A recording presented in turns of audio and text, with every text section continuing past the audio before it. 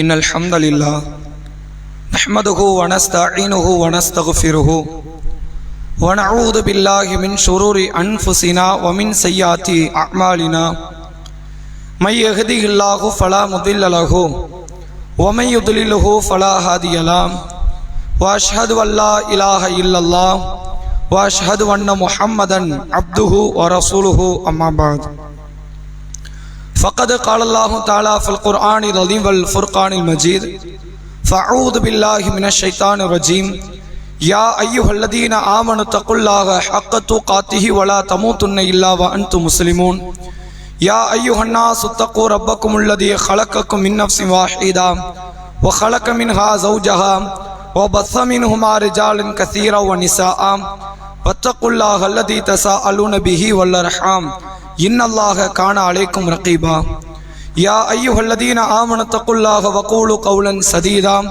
يصلح لكم أعمالكم ويغفر لكم ذنوبكم ومن يطع الله ورسوله فقد فاز فوزا عظيما. கண்ணியத்திற்கும் பெருமதிப்பிற்கும் உரிய எல்லாம் வல்ல அல்லாஹ்வின் நல்லடியார்களே, அல்லாஹுடைய பேரருளால் அந்த ஏக இறைவன் புனிதமாக்க ஆக்கியிருக்கக்கூடிய இந்த ஜும்மா தினத்தில் அவனை வணங்கி வழிபட வேண்டும் என்கிற உயர்ந்த சிந்தனையில் நாம் அனைவரும் அல்லாஹுடைய ஆலயத்தில் ஒன்று திரண்டிருக்கிறோம். இந்த நல்ல தருணத்தில் நபிகள் நாயகம் ஸல்லல்லாஹு அலைஹி வஸல்லம் அவர்கள் சொல்லி தந்த ஒரு போதனையை உங்களுக்கு மத்தியில் முதன்மையாக நான் நினைவுபடுத்த கடமைப்பட்டு இருக்கிறேன். நபி அவர்கள் கூறினார்கள், இதா குல்தலி சாஹிபிக அன்சித் யௌமல் ஜும்ஆத்தி வல் இமாமு யக்துபு. ஜும்மா தினத்தன்று இமாம் உரை நிகழ்த்தி கொண்டிருக்கும் பொழுது உங்கள் அருகில் இருக்கும் உங்கள் தோழரிடத்தில் நீங்கள் வாய் மூடுங்கள் என்று சொன்னாலும் ஃபக்கது லகவுத்த, நீங்களும் வீணான காரியத்தில் ஈடுபட்டவர்கள்தான். ஜும்மாவினுடைய பிரதிபலனை நீங்கள் மறுமையில் எதிர்பார்க்காதீர்கள் என்கிற வண்ணம் அல்லாஹுடைய தூதர் அவர்கள் எச்சரிக்கை ஊட்டிய செய்தியை நாம் நமது உள்ளத்திலே ஆழ பதிந்து கொண்டு இந்த அமலில் நாம் முழுமையாக ஈடுபட வேண்டும். அன்புக்குரியவர்களே, இஸ்லாம் பேசுகிற நதிகள் என்கிற தலைப்பின் கீழ் திருமறை குர்ஆனும் நபிகளாருடைய பொன்மொழிகளும் ஆற்றை நதிகளை குறித்து பேசுகிற காரியங்கள் என்ன, அது குறித்து என்னவெல்லாம் தகவல்களை இஸ்லாம் நமக்கு சொல்லி தருகிறது என்பதைத்தான் இந்த வாரத்தினுடைய ஜும்மா பிரசங்கமாக நாம் அறிந்து கொள்ள இருக்கிறோம். மனிதர்களுக்கு அல்லாஹ் வழங்கி இருக்கிற இயற்கை பொக்கிஷங்களில் மகத்தான ஒரு பேரருள் என்றால் அது நதிகளை குறித்து நாம் சொல்லலாம். ஏன் நதிகளை குறித்து நாம் பேசுகிறோம் என்றால், இது உருவாகக்கூடிய தன்மையும் மக்களோடு இது வந்து வாழ்ந்து கடலோடு கலக்கக்கூடிய நிகழ்வும் ஒரு பிரம்மாண்டமான ஒரு அற்புதம் என்றுதான் நாம் சொல்லியாக வேண்டும். ஒரு 15-20 ஆண்டுகளுக்கு முன்பாகலாம் அரசியல் தலைவர்கள் இந்தியா முழுவதும் பேசக்கூடியவர்கள் ஒரு பிரதானமான ஒரு வார்த்தையை சொல்லக்கூடியவர்களாக இருப்பார்கள். நதி நீர் இணைப்பு திட்டம், எல்லா நதியும் இணைச்சிட்டோம்னா இந்தியாவில் தண்ணீர் பஞ்சம் ஏற்படாது, அப்படி எல்லாம் பேசுகிற வார்த்தை. இப்பெல்லாம் அந்த பேச்சு இல்லை, அந்த பேச்சு ஒரு காலத்தில் இருந்தது. அது அந்த பேச்சு ஒரு அறியாமையிலான பேச்சு. நம்ம குளத்தை, ஏரியை, குட்டையை அதையெல்லாம் இணைக்கலாமே ஒழிய நதிகளை இணைக்க முடியாது. நதிகளை பொறுத்த வரைக்கும் அது இஷ்டத்துக்கு பிறக்கும், அது இஷ்டத்துக்கு அதனுடைய தன்னுடைய பாதையை அது உருவாக்கி கொள்ளும். அது எந்த பக்கம் போகணும்னு அதுதான் முடிவெடுக்கணும். எப்படி போய் கடலில் சேர வேண்டும் அதுதான் முடிவெடுக்கும். அப்படிப்பட்ட ஒரு தனக்கான ஒரு தன்னிச்சையான ஒரு ஓட்டத்தை கொண்ட ஒரு இயற்கை சூழ்நிலை தான் நதிகள் என்பதை நாம் பார்க்க முடிகிறது. நதிகளை பொறுத்தவரை இது உருவாகக்கூடியதை ஒரு அற்புதமாக அல்ல அமைத்திருக்கிறான். எப்படி இது உருவாகிறது, எங்கிருந்து வருது? எல்லா இடத்திலும் தண்ணி வர்றதுக்கு ஒரு சோர்ஸ் இருக்கணும். மழை இல்லாத காலத்திலும் நதிகள்ல தண்ணி ஓடிக்கொண்டே இருக்கிறது. இது எப்படி உருவாகிறது என்றால், ஒவ்வொரு பகுதிகளிலும் இருக்கிற மலை பிரதேசங்களில் அங்கு மழை பெய்யும் போது அங்கெல்லாம் பெரிய மரங்கள் இருக்காது. மலை பிரதேசங்களில் புற்கள் தான் அதிகமாக முளைத்திருக்கும். எந்த அளவிற்கு புற்கள்னா 1 அடி 2 அடிக்கெல்லாம் புற்கள் முளைத்திருக்கும். அப்படிப்பட்ட இடங்களில் மழை தண்ணீர் தேங்கி அது பூமிக்கு போய் சேராது. மண்ணு கிடையாது, கல்லு தானே.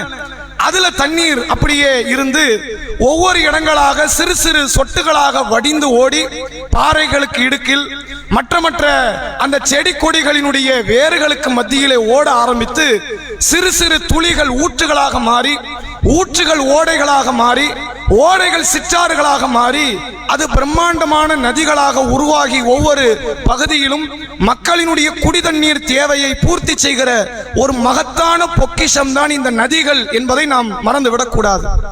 உலகத்தில் பிரம்மாண்ட நதிகள் என்று எடுத்துக்கொண்டால் முதல் நதியாக எகிப்து தேசத்தில் உருவாகி ஏறத்தாழ 11 நாடுகளை கடக்கிற 6800 அதிகமான கிலோமீட்டர் தூரம் பயணிக்கிற நைல் நதியை குறிப்பிட்டு சொல்லுவார்கள். அதே போன்று அமேசான் காடுகளிலே உருவாகக்கூடிய ஒரு நதி என்று சொல்லி அந்த நதி கடல்ல கலந்து 100 கிலோமீட்டர் தொலைதூரத்துக்கு கடல் தண்ணீர் இனிப்பாகத்தான் இருக்கும். அவ்வளவு பிரம்மாண்டமான கொள்ளளவு கொண்ட நல்ல தண்ணீரை அது கடலில் கொண்டு போய் சேர்க்கிறது என்றெல்லாம் இந்த நதிகளை குறித்து பேசுகிறார்கள். உண்மையில் நதி என்பது வெறும் தண்ணீர் படுக்கை மட்டும் கிடையாது. தண்ணி உருவாக்குறது அப்படி கிடையாது. ஒரு சமூக கட்டமைப்பு உருவாக்குவதற்கு நதிகள் தேவை. நீங்கள் பார்க்கலாம், முந்தைய காலத்தில் மனிதர்கள் எங்கெல்லாம் குடிபெயர்ந்தார்களோ அது நதிகள் இருக்கும் இடங்களாகத்தான் குடிபெயர்ந்திருக்கிறார்கள். நைல் நதியினுடைய பிறப்பிடமாக இருந்த எகிப்து தேசம் நைல் நதியை தனக்கு ஆதாரமாக கொண்டுதான் பிறந்தது. சிந்து என்கிற ஒரு நதி இருக்கிறது, இந்தியாவில் பிறந்து பாகிஸ்தானிலே சென்று முடிவடையக்கூடிய ஒரு நதி. அதனுடைய பிறப்பிடத்தில் தான் சிந்து சமவெளி நாகரிகம் என்ற ஒரு நாகரிக கலாச்சாரம் உருவானது என்பதை பார்க்க முடிகிறது. அதே போன்று நீங்கள் பார்க்கலாம், நபி அவர்கள் கூட சொல்லுகிறார்கள், இந்த மக்கமா நகரில் இப்ராஹிம் அலைஹிஸ்ஸலாம் அவர்களுடைய மனைவி ஹாஜருக்கும் இப்ராஹிம் அலைஹிஸ்ஸலாம் அவர்களுடைய மகனார் இஸ்மாயிலுக்கும் அல்லாஹ் தண்ணீரை தருவதற்கு ஜம்சம் என்கிற நீர் ஊற்றை உருவாக்கினான். நபிகளார் சொன்னார்கள், அந்த இஸ்மாயிலின் தாயாருக்கு அல்லாஹ் அருள் புரியட்டும், ஒருவேளை அவர் ஜம்சம் என்ற வார்த்தையை சொல்லாமல் இருந்திருப்பாரே ஆனால் அது வெறும் கிணறாக ஊற்றாக இருந்திருக்காது, பெருக்கெடுத்து ஓடுகிற நதியாக அது மாறி இருக்கும் என்றார்கள். அந்த இடத்தில் தண்ணீர் வர்றது வரைக்கும் மக்காவில் ஆளே கிடையாது, ஆள் நடமாட்டம் கிடையாது. இப்ராஹிம் நபி துவா செய்கிறார்கள், இறைவா, விவசாயத்திற்கு பயன் தராத எந்த மனித நடமாட்டம் இல்லாத பகுதியில் என் மனைவியை என் சந்ததியை கொண்டு வந்து விட்டுட்டு வந்திருக்கிறேன், நீதான் காப்பாற்றணும். நாங்கள் அந்த தண்ணீர் இருப்பதை பார்த்து தான் அரபு குல மக்கள் மக்கா நகரை தங்களுக்குரிய இருப்பிடமாக தேர்வு செய்தார்கள் என்பதை பார்க்க முடிகிறது. நதி என்பது சாதாரண விஷயம் இல்லை. தண்ணீர் உருவாகி ஓடுகிற ஆறுகள் என்பது ஒவ்வொரு சமுதாயத்தை உருவாக்கக்கூடிய ஒரு கட்டமைப்பு என்பதை குர்ஆன் ஹதீஸே நமக்கு சொல்லக்கூடிய நிகழ்வை பார்க்க முடிகிறது. இன்னும் சொல்வதாக இருந்தால், ஒரு குளத்தால் தண்ணீர் தேவையை மட்டும்தான் பூர்த்தி செய்ய முடியும், ஒரு ஏரியால் தண்ணீர் தேவையை மட்டும்தான் பூர்த்தி செய்ய முடியும். ஆனால் ஆற்றால் மட்டும்தான் அந்த மணலை விவசாயத்திற்கு தகுதி மிக்க நிலமாக அது மாற்றுவதற்கு ஆறுக்கு மட்டும்தான் அந்த திறனை அல்லாஹ் வழங்கி இருக்கிறான் என்பதை மண்ணியல் துறை சார்ந்த நிபுணர்கள் சொல்லக்கூடிய நிகழ்வையும் நாம் பார்க்கிறோம். சரி, இதுவெல்லாம் அறிவியல், இதுவெல்லாம் உலகம் சார்ந்த கருத்துக்கள். குர்ஆன் ஹதீஸ் இந்த நதியை குறித்து என்ன பேசுகிறது என்றால், வரலாறுகளில் பல இடங்களில் அல்லாஹ் நதியை பற்றி பேசுகிறான். மூசா அலைஹிஸ்ஸலாம் அவர்களை அவருடைய தாயார் கொண்டு போய் தொட்டிலில் வைத்து போட்டது கடல் என்றும் குர்ஆன் பேசுகிறது. நைல் நதி என்றும் பேசப்படக்கூடிய நிகழ்வை பார்க்க முடிகிறது. தாவூத் அலைஹிஸ்ஸலாம் அவர்கள் படைகளை திரட்டி ஜாலூத் என்று அழைக்கப்படுகிற மன்னனை எதிர்த்து செல்லும் பொழுது ஒரு ஆற்றை கடந்து சென்றார்கள். ஆற்றின் மூலமாக அல்லாஹ் அந்த சமுதாயத்தை சோதித்தான் என்று குர்ஆன் பேசுவதை பார்க்கிறோம். மூசா அலைஹிஸ்ஸலாம் அவர்களும் ஹிதர் அலைஹிஸ்ஸலாம் அவர்களும் சந்தித்து தங்களுக்கான அறிவை பரிமாறிக்கொண்ட இடம், அவர்கள் சந்திப்பு ஏற்பட்ட இடம் ஒரு நதி என்று குர்ஆன் ஹதீஸ் சொல்வதை பார்க்கிறோம். இப்படி ஏராளமான நிகழ்வுகள் குர்ஆன் ஹதீஸ் இந்த நதிகளை குறித்து பேசுகிறது. இது அல்லாமல் இதை தாண்டி இஸ்லாம் நதிகளை குறித்து என்ன சொல்லுகிறது என்றால், ஒரு முறை அல்லாஹ்வுடைய தூதர் அவர்கள் ஒரு வழிபாட்டை நதியோடு இணைத்து சொன்னார்கள்.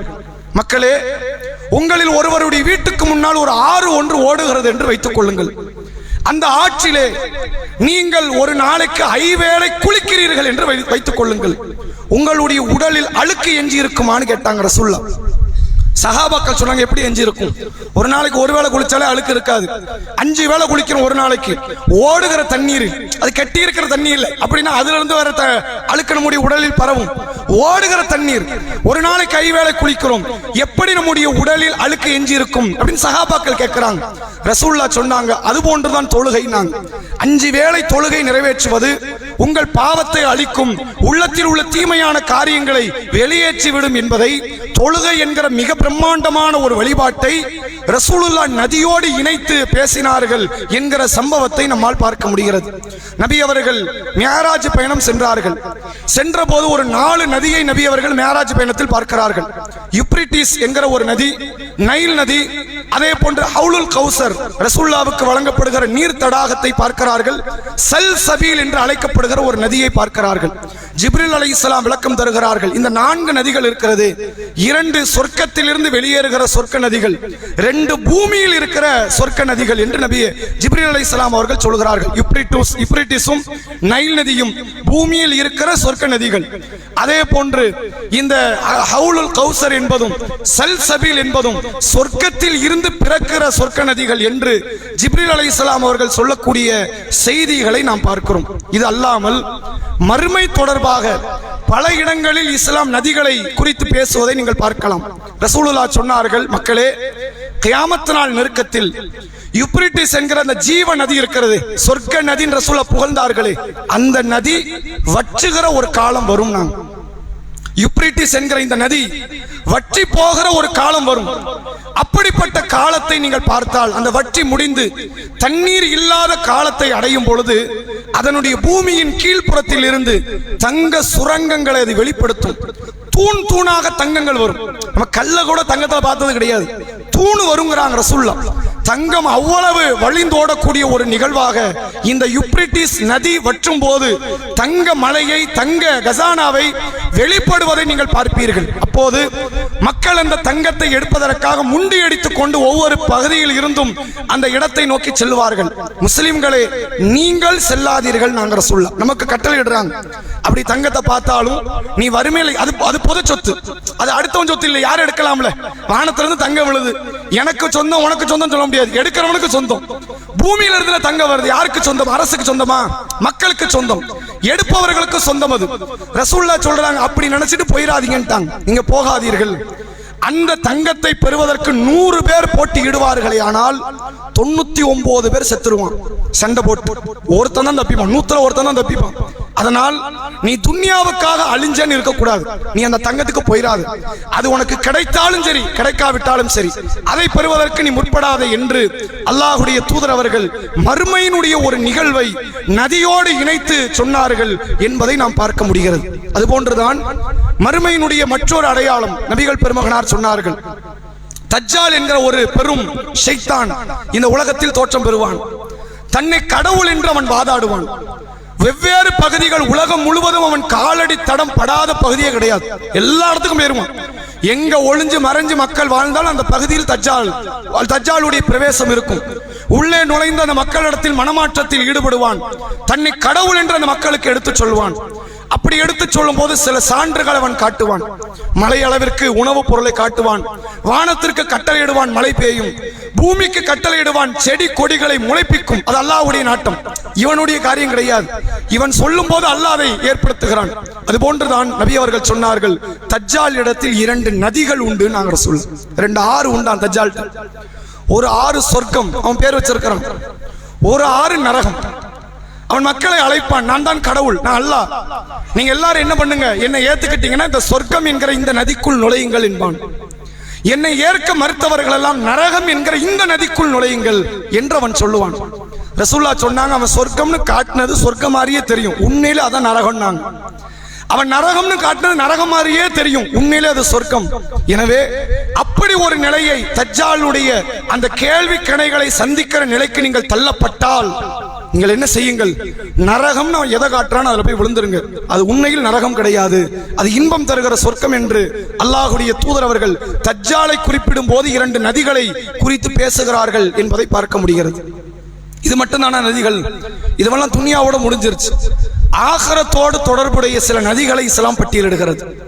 அதில் ஒரு நதியை பாருங்கள். நபி அவர்கள் சொன்னார்கள், இரவு தூங்குகிறார்கள், கனவில் சில காரியங்கள் காட்சி தரப்படுகிறது. ரசூலுல்லாஹ்க்கு கபருடைய வேதனையை அல்லாஹ் காட்டுறான். கபர்ல இன்னென்ன வேதனை இன்னென்ன சாராருக்கு உண்டு.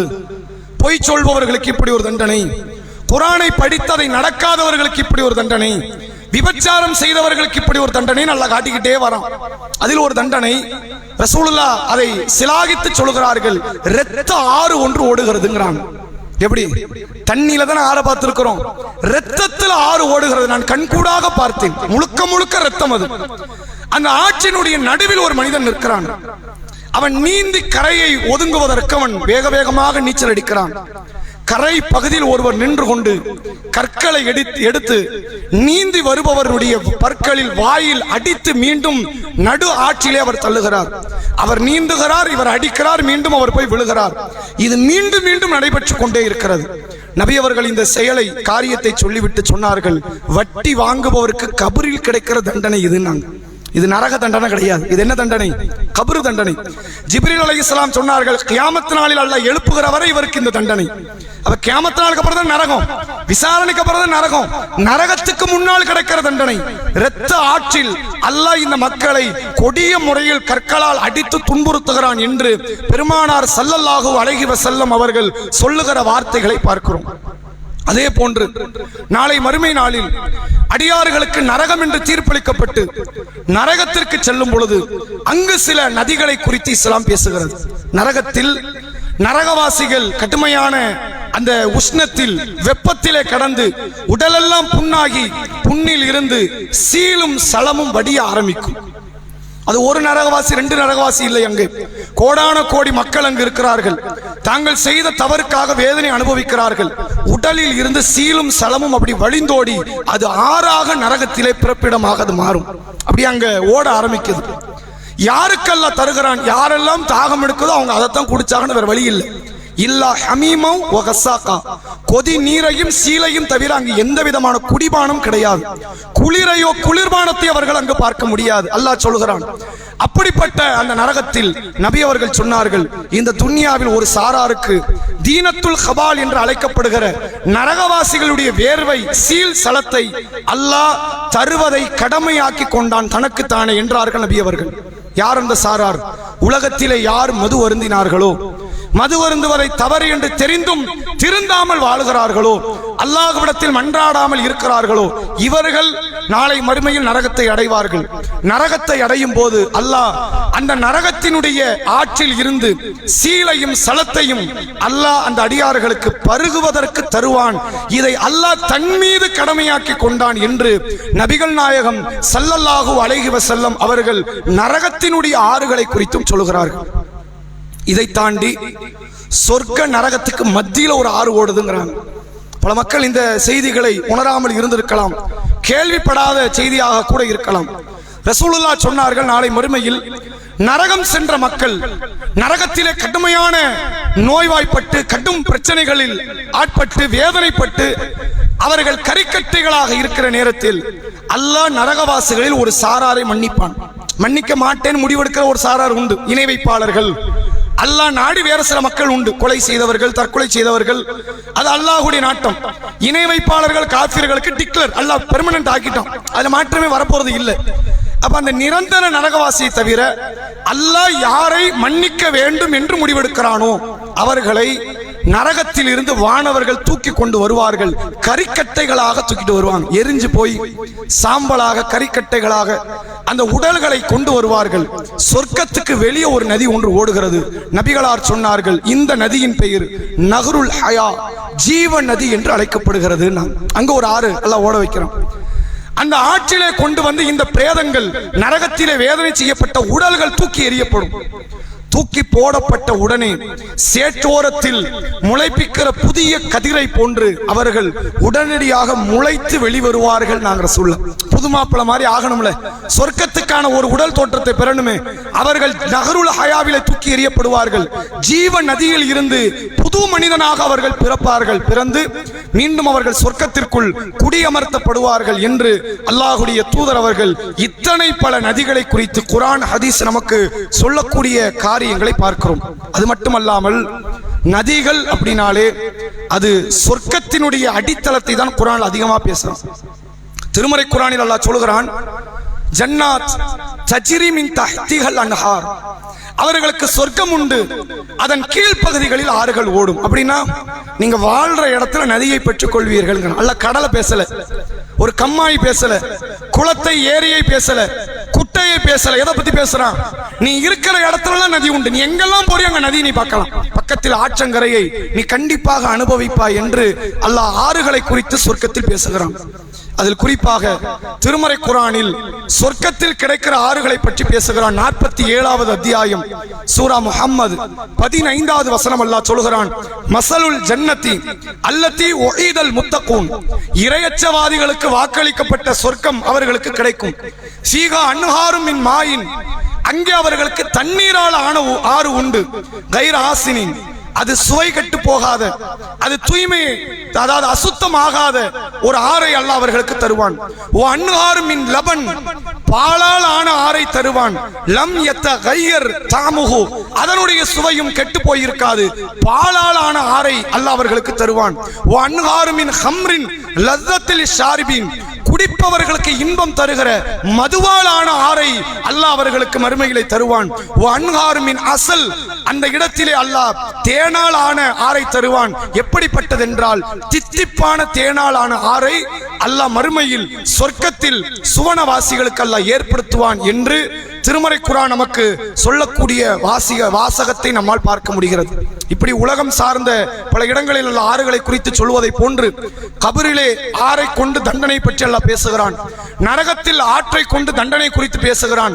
சொர்க்க நரகத்திற்கு மத்தியில் அல்லாஹ் ஆற்றை குறித்து பேசுகிறான். அதுபோன்று சொர்க்கத்திற்குள்ளும் இன்பம் குறையாத ஆறுகளை அல்லாஹ் அமைத்திருக்கிறான் என்று இந்த ஆற்றை ஒரு பெரும் ஒரு அடித்தளமாக அமைத்த குர்ஆனில் ஏராளமான இடத்தில் பேசக்கூடிய அந்த நிகழ்வை நம்மால் குர்ஆன் ஹதீஸில் இருந்து பெற்றுக்கொள்ள முடிகிறது.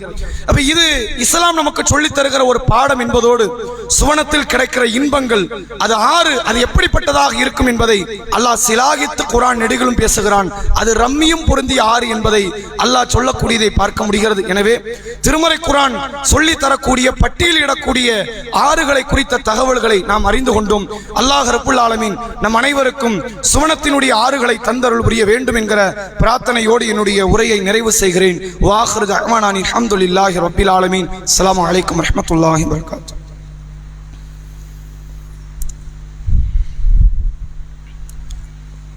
நஹ்மதுஹு வ நுஸல்லி அலா ரசூலின் கரீம். அம்மா பாத். கண்ணியத்திற்கும் பெருமதிப்பிற்கும் உரிய எல்லாம் வல்ல அல்லாஹ்வின் நல்லடியார்களே, அல்லாஹுடைய பேரருளால் இந்தியாவினுடைய கட்டமைப்பிற்காக வேண்டி ஒரு காலத்தில் முஸ்லிம்கள் பெருமளவில் உயிராலான பொருளாதாரத்தாலான பெரும் தியாகங்களை விதைத்ததனுடைய விளைவாகத்தான் இப்படி ஒரு நாடே கட்டமைக்கப்பட்டு இருக்கிறது என்றால் அது ஆச்சரியப்படுவதற்கு ஒன்றுமில்லை. இந்த நாடினுடைய கட்டமைப்பிற்கு முஸ்லிம்களுடைய பங்கு சதவீதத்திற்கும் அதிகமான ஒரு பங்கு. அப்படி இருக்கும் பொழுது இஸ்லாமியர்களுடைய ஒவ்வொரு காரியங்களும் இன்றைக்கு நோண்டி அது கேவலப்படுத்தப்படுகிற ஒரு நிகழ்வாக மாறிக்கொண்டிருக்கிறது. எந்த அளவிற்கென்றால் சமீபத்தில் பீகாரில் ஒரு இஸ்லாமிய பெண் பீகார் மாநிலத்தினுடைய முதலமைச்சரிடத்தில் சில விருதுகளை பரிசு பொருட்களை பெறக்கூடிய அந்த நேரத்தில் தனக்கான வேலை வாய்ப்பை பெறக்கூடிய நேரத்தில் ஹிஜாபை அணிந்து கொண்டு அந்த பெண் செல்கிறார். முகத்திரையோடு செல்கிறார். இஸ்லாம் முகத்திரைக்கு அனுமதி தருவது இல்லை. அது குர்ஆன் ஹதீஸ் சொல்லி தரல, அது ஒரு தனி செய்தி. ஆனால் ஒரு பெண் அல்லது ஒரு ஆண் தனக்கான ஆடை சுதந்திரத்தை இந்த நாடு உறுதி செய்கிறது. இந்த நாடு வந்தவன யாருடைய ஆடை சுதந்திரத்தில் தலையிடாது. ஒரு மாநிலத்தினுடைய முதல்வராக இருப்பவர் என்ன செய்யறார் அப்படின்னா, என்ன சொல்லி இருக்கலாம், இந்த ஹிஜாப் போட்டு வருது இந்த பிள்ளை, நான் பரிசு கொடுக்க அப்படி சொல்லிட்டு போயிருக்கலாம். அது ஒரு நாகரிகம். என் கொள்கை வேற, உன் கொள்கை வேற, நான் செய்ய மாட்டேன். முகத்திரையை இழுத்து விடுறாரு, இப்ப போடாது அப்படின்னு. இது எந்த அளவிற்கு ஒரு பெண்ணுக்கு எதிராக, ஒரு பெண்ணுடைய சுதந்திரத்திற்கு எதிராக, மத சுதந்திரத்திற்கு எதிராக தொடுக்கப்படுகிற போர் என்பதை நம்மால் பார்க்க முடிகிறது. சரி, இது வடமாநிலத்தில் நடக்குது, அது எப்போதும் அப்படிதான் பண்ணிக்கிட்டு இருக்கிறாங்க அப்படின்னா, தமிழகத்தில் சென்ற வாரம் ஒரு பேச்சு, ஒரு காவல் ஆய்வாளர் முஸ்லிம்கள் கொடுக்கக்கூடிய இரத்த தானத்தை குறித்து பேசுகிறார். ஒரு இன்ஸ்பெக்டர் என்ன பேசணும், இந்தியாவிலே அதிகமாக இரத்த தானம் தரக்கூடிய இடத்துல மதங்கள் ரீதியாக பார்த்தால் முஸ்லிம்கள் தான் அதிகமா இருக்கிறாங்க. முஸ்லிம்கள், அது சுன்னத்துல் ஜமாத்தோ தௌஹீத் ஜமாத்தோ எந்த ஜமாத்தோ எல்லா மாநிலங்களிலும் இஸ்லாமியர்கள் அதிகமாக இரத்த தானம் கொடுத்தார்கள். கொரோனா காலம் வந்தது, தப்லீக் ஜமாத்துக்காரர்கள் தான் கொரோனாவை பரப்பினார்கள் என்று அண்ட புழுகை புழுகினார்கள் நாட்டினுடைய பிரதமர் உட்பட அந்த ஆளக்கூடிய கட்சி. ஆனால் அதே தப்லீக் ஜமாத்துக்காரர்கள் தான் தன் இரத்தத்திலிருந்து பிளாஸ்மாவை தானம் செய்வதற்கு முன் வந்தார்கள். இப்படி ஒரு காரியம் நடக்கும் போது தமிழகத்துல ஒரு காவல் ஆய்வாளர் பேசுகிறார், முஸ்லிம்கள் ஏன் பிளட் கொடுக்கறாங்க தெரியுமா, எய்ட்ஸை பரப்புறாங்க. உண்மையிலே முஸ்லிம் எய்ட்ஸை பரப்புறாங்க. நாட்டில் 100 கோடி பேர் எய்ட்ஸ் தான் இருக்கும். நாட்டில் வாழக்கூடிய பெரும்பான்மையான மக்களினுடைய இரத்தங்களாக இஸ்லாமியர்கள் ரத்தம் தான் 40 வருஷமா ஓடிக்கிட்டு இருக்கு. முஸ்லிம்கள் ரத்தம் கொடுக்க மாட்டோம்னா எல்லா பிளட் பேங்க்கும் தெருவுதான் நிக்கணும். யாருங்க ரத்தம் கொடுப்பதற்கு முன் வருவது இல்லை.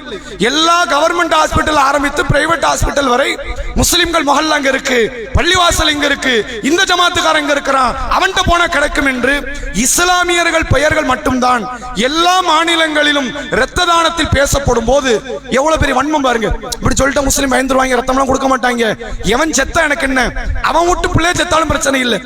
ஆனால் இந்த சமுதாயத்தில் ஒரு குழப்பத்தை ஏற்படுத்துவதற்காக இப்படியான ஒரு கருத்தை ஒரு காவல் ஆய்வாளர் தமிழ்நாட்டில் பேசுவது ஒரு பெரிய ஆச்சரியமா இருக்கு. வட மாநிலத்தில் பேசுறானா வேற. நேற்று அந்த போன சில நாட்களுக்கு முன்னால் பீகார் முதலமைச்சர் செய்த காரியத்திற்கு அந்த பெண் வேலை எனக்கு வேண்டான்ட்டாங்க, கவர்மெண்ட் உத்தியோகம். அதற்கு பாஜகவை சார்ந்த ஒரு நபர் சொல்றாரு, நீ என்ன வேலை வேண்டாங்கிற, நீ வேலை வேண்டான்ட்டா நீ நரகமே போறதா இருந்தாலும் எனக்கு பிரச்சனை இல்லை, ஹிஜாப் போடக்கூடாது என்று பதிலுக்கு பதில். அதாவது ஒரு புள்ள வேலை வேண்டாங்கிறால நம்ம மேல இது அவப்பேரா மாறிடுமே, ஏமா தெரியாம நடந்துருச்சுமா, தப்புமா, நாங்க இனிமே அப்படி பண்ண மாட்டோம், அப்படி வரணும்ல, நீ போன போய்க்க, உனக்கு வேலை கொடுக்க வேண்டாம் முடிவில் இருக்கிறோம் அப்படிங்கிற மாதிரி நேற்று ஒரு பாஜகவை சார்ந்த ஒரு பிரமுகர் சொல்லக்கூடிய நிகழ்வை நம்மால் பார்க்க முடிகிறது. இப்படியான முஸ்லிம்கள் தன் ஆடை உடை தன்னுடைய செயல்பாடுகள் நல்லது நினைச்சு செய்யறத கூட கெட்டதாக்குறாங்க. பிளட் கொடுத்து எத்தனை உயிர் காப்பாற்றப்பட்டது, எய்ட்ஸ் பரப்புறான், எத்தனை பேருக்கு பரவச்சு. முஸ்லிமால பரவன நிகழ்வு சொல்லணுமா இல்லையா? இதை எவனாலும் சொல்லலாம், ஒரு காவல்துறை அதிகாரியாக இருந்து கொண்டு சொல்லலாமா? அப்ப வன்மத்தை கக்கக்கூடிய ஒரு நிகழ்வு எல்லா பகுதியிலும் அரங்கேறி கொண்டிருக்கிற இந்த சூழ்நிலையில எஸ்ஐஆர் என்ற ஒரு காரியம் நடந்துச்சு. அதுல ஒரு பெரிய குண்டை தூக்கி போட்டாங்க. எஸ்ஐஆர்ல இல்லைன்னு பேர் போயிடுச்சுன்னா முடிஞ்சு போச்சு கதை, உங்க பேர் வந்து அடுத்து நீங்க ஓட்டர் ஐடி எடுக்க முடியாதுன்னு சொல்லி ஒரு பெரிய அமளியை தமிழகத்தில், கேரளாவில், மேற்கு வங்கத்தில் உருவாக்கினார்கள்.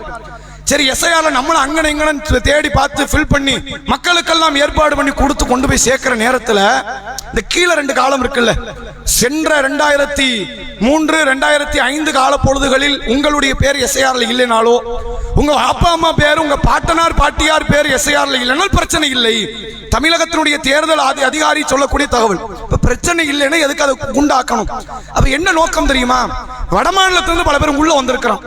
எஸ்ஐஆர்ல பழைய எஸ்ஐஆர் கொண்டு வரணும்னு சொல்லிட்டு வேண்டான்னு என்ன அர்த்தம்? புதுசா இவனை சேர்க்கறதுக்கான வேலைன்னு அர்த்தம். புதுசா வந்திருக்காங்க, கோடிக்கணக்கான பேர் வந்திருக்கிறான், ஒவ்வொரு மாவட்டத்திலும் ஸ்ப்ரெட் ஆகிருக்கிறான். அவனுக்கு ஓட்டர் ஐடி கொடுக்கறதுக்கான வேலை கொடுத்துட்டு நம்ம வந்துடலாம். ஏற்கனவே பீகார்ல அப்படிதான் வந்தாங்க, அதே பீகார் ஆளை வச்சு வந்துடலாம் அப்படின்ற ஒரு எதிர்பார்ப்போடு இருக்கிற இந்த நிகழ்வுல கூடுதலாக என்ன அப்படின்னா, இன்றைய தினத்தில் நம்ம கொடுத்த ஃபார்முக்கான ரிசல்ட் வர்ற நாள். 10th எக்ஸாம் கூட இவ்வளவு பயப்பட வேண்டியது இல்லை, இதுக்கு இவ்வளவு பயப்பட வேண்டியதா இருக்கு. வருமா வராதா, நம்ம குடிமகனா இல்லையா, என்னவா இருக்கும் அப்படின்ற ஒரு பயத்தை உருவாக்குற மாதிரி ஒரு சூழ்நிலை. ஏறத்தாழ 1 கோடி வாக்காளர்கள் நீக்கப்பட்டு இருக்கிறார்கள் என்ற தகவலை நீங்க கேட்டிருப்பீங்க. உண்மையிலேயே இறந்து போன வாக்காளர்கள் நீக்கப்பட்ட பிரச்சனை இல்லை.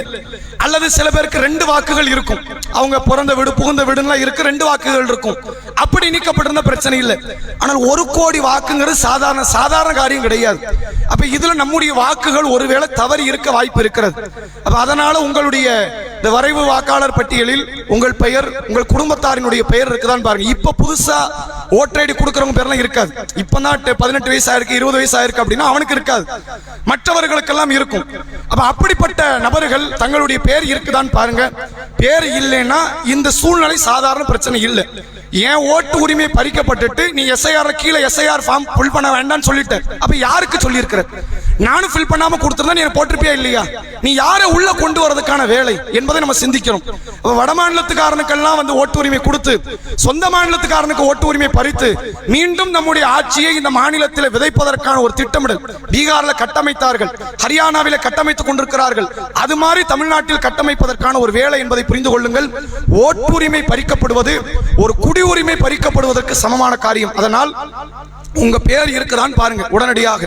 இல்லைன்னா தேர்தலுக்கு ஒரு 4 மாதங்கள் இருக்கிறது, அதற்குள் அதற்கான வேலைகளை ஈடுபட்டு நம்முடைய பெயர்களை இணைப்பதற்கான வேலை பாருங்க. ஒரு தேர்தல் மிஸ் ஆகாது, அடுத்தடுத்த தேர்தல் நமக்கு தவறிவிடும் என்பதை ஒரு தகவலாக நாம் சொல்லிக் கொள்கிறோம். இறுதியாக வரக்கூடிய ஞாயிற்றுக்கிழமை நாளை மறுநாள் இன்ஷா அல்லாஹ் நம்முடைய பள்ளியில் வைத்து அசர் தொழுகைக்கு பிறகு சரியாக ஒரு 4:30 மணி அளவில் நம்முடைய பள்ளியில் சத்தியத்தில் சங்கமிப்போம் என்கிற தலைப்பின் கீழ் மார்க்க விளக்க தர்பியா நிகழ்ச்சியை நாம் ஏற்பாடு செய்திருக்கிறோம். இதில் அன்னசிகா மதரசாவினுடைய மாணவி உட்பட நம்முடைய பள்ளியின் இமாம் உட்பட பேச்சாளர்கள் பேசுவதற்கு இருக்கிறார்கள். மிக முக்கியத்துவம் வாய்ந்த ஒரு மார்க்க வகுப்பு. இந்த பயான் என்பதை தாண்டி இது தர்பியா. தர்பியான என்ன, பயான் என்ன அப்படின்னா, இப்போ ஒவ்வொரு முறை பேசப்படக்கூடிய கருத்துக்கள் அது ஒன்று என்னை மாற்றுவதற்கு அமையலாம், அல்லது மார்க்கத்தை அறிவதற்கு அமையலாம். இந்த வார ஜும்மா கூட இதை கொண்டு தான் மாற்ற போதா? ஆறுகளை பத்தி பேசுறதுனால என் வாழ்க்கை தான் மாற போதா? அதனால என் தொழுகை கூட அப்படிலாம் ஒண்ணும் வரப்போறது இல்லை. ஆனா மார்க்கத்தை பற்றிய தகவல் தெரிவது.